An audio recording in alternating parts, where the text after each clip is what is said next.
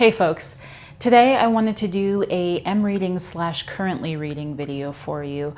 Originally I was going to have my review up for there, but as I started working on it, it just morphed into something else, something different. So that's going to be delayed slightly, but I just wanted to share with you guys today some of the books that I started reading recently and things that I'm going to get started on this week. So first off, for the Memento Mori Book to Film Club, I am going to be starting on Children of Men by P.D. James.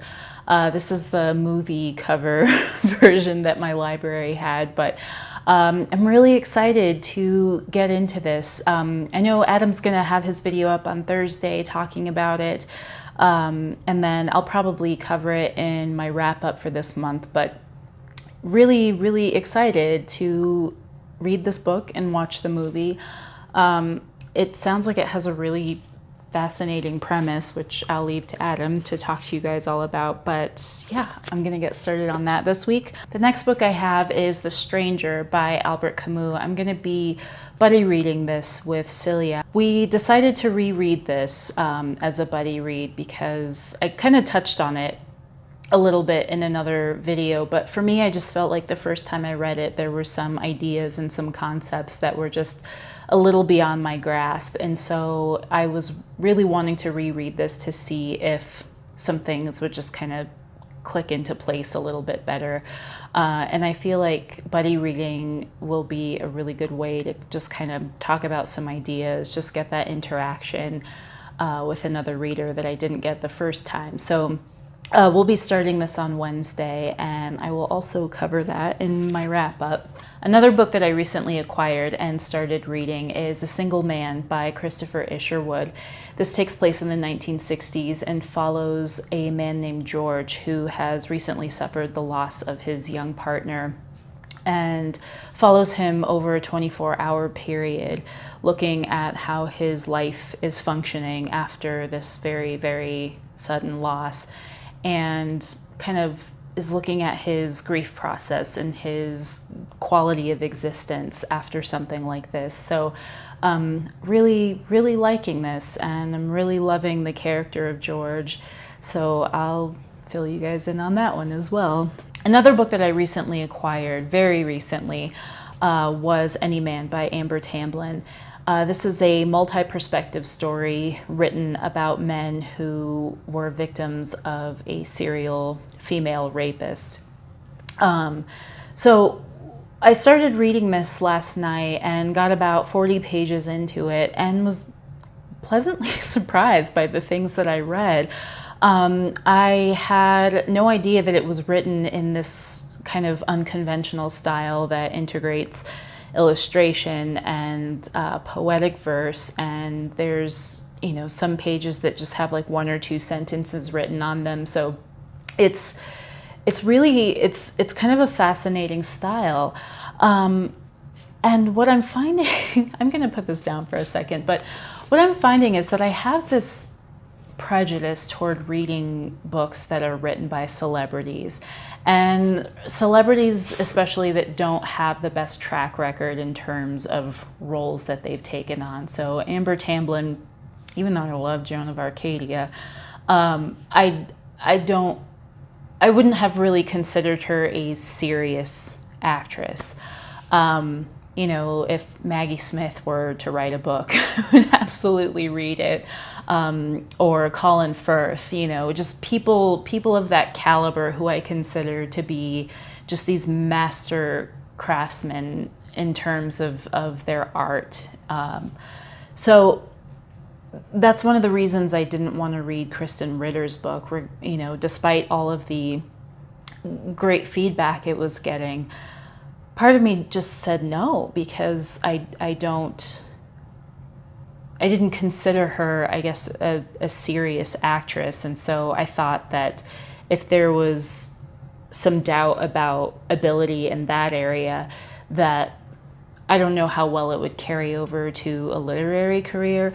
And it's ridiculous, I know, like hearing the words come out of my mouth is ridiculous, and I haven't read a lot of celebrity written books, so I don't know if there's this tradition of actors not being able to write very successful books. I'm trying to get over that prejudice, and I feel like this was kind of a good place to start. So I think if this goes well, I might be a little bit more brave in terms of giving some other actors a chance in terms of their writing. So I'm curious if you guys have the same feelings about it. So let me know what your feelings are about celebrity written books. Not necessarily memoirs, but fiction books. This last book I have is one that I've owned for a very, very long time, but just have not gotten around to reading.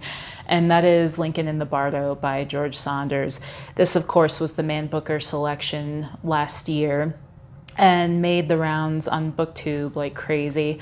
But I have been really enjoying this book. It's so compelling to me, just this like strange set of elements that went into this book, like choosing this story to tell in this place, in this time. Really, really liking it. This cast of characters is just so intriguing, and really looking forward to finishing and talking about it later. Speaking of BookTube hype, I just want to talk about that a little bit. Laura from Reading in Bed left a comment on my last video, regarding There. So her copy just came through at the library, and she was feeling some trepidation about picking it up because of all the hype surrounding the book. And that really, it got me thinking quite a bit about BookTube hype. Now, there have been so many videos regarding hype surrounding books on BookTube, and I can't really speak to anyone else's experience, but in my experience, I completely get where Laura's coming from. I'm not sure if it just stems from mild to moderate authority issues that I have, but I oftentimes feel an aversion to reading hyped books. And I think a lot of that just has to do with a fear of being disappointed, a fear that if I take a chance on this book that tons of people love, that I'm gonna find something to hate about it. And I think honestly, sometimes I go into these books looking for things to hate. And I don't want to do that. I don't want to go into a book with a mindset that I'm going to root out something that other people haven't seen or that other people haven't found. And I feel like that's something that a lot of critical readers do too, is that we sometimes go into books looking for reasons to take it down a few pegs. I also don't think it's a bad idea to put some distance between yourself and a book, that if you feel like it's gonna negatively impact your perception or your experience of that book, that it's okay to not read it for 3 months, to not read it for 6 months, to not read it for a year, and just let the smoke clear and see how you feel about it. And I think there's also this fear that because we have chosen to pursue this hobby of BookTube, that we place this expectation on ourselves that we're supposed to have something important and significant to say about books, that we feel like we're missing out on the conversation if we don't read these current books, that if we read it 3 weeks later or 6 months later or 2 years later, that those opinions are somehow not going to resonate, that there's not going to be an audience of people who feel connected to what we're saying because the ship has sailed on that book. But I also think that that's not necessarily the case. You know, if you review a book, or, you know, those don't get very many views initially anyway, unless you're talking about some really, really hyped up YA book. But, you know, normally those are really slow burn numbers on those videos. And the important thing is that you're saying your piece about it, right? Like, regardless of the timing, that if you do have something significant to say, just that you put it out there, that it's out in the world, regardless of the timing. So I don't know, those are kind of my feelings about reading hyped books. Celia said something about her being allergic to hyped books, and so she doesn't read them, which I completely respect. And I think the further away people get from books written in the past or older books, sometimes the more important a current and fresh view on them can be too. So those are just my feelings about it, but I would really genuinely be interested to know how you guys out there feel about that as well. So if you feel like it, leave a comment and just let me know either one about your opinions on celebrity written books, and not memoirs necessarily, but celebrity written fiction, and also what your feelings are about hyped books. Do you give yourself space before you read them, or do you like to read them right away?